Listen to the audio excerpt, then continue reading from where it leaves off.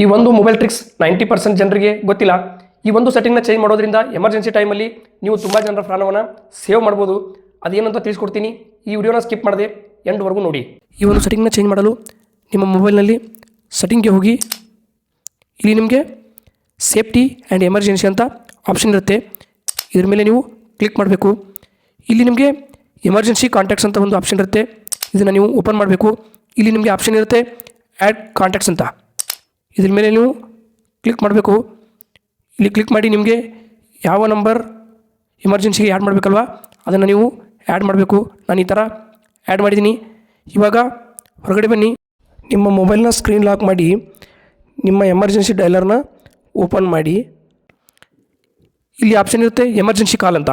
ಇದ್ರ ಮೇಲೆ ನೀವು ಕ್ಲಿಕ್ ಮಾಡಬೇಕು. ಎಮರ್ಜೆನ್ಸಿ ಇನ್ಫೋನ ನೀವು ಈ ಥರ ಸ್ವೈಪ್ ಮಾಡಬೇಕು. ಇಲ್ಲಿ ನಿಮಗೆ ಬಂದು ಆ ನಂಬರ್ ಆ್ಯಡ್ ಆಗಿರುತ್ತೆ. ಇವಾಗ ಈ ರೀತಿ ನೀವು ನಿಮ್ಮ ಮೊಬೈಲ್ನ ಅನ್ಲಾಕ್ ಮಾಡದೆ ಯಾರಿಗಾದರೂ ನೀವು ಕಾಲ್ ಮಾಡ್ಬೋದು.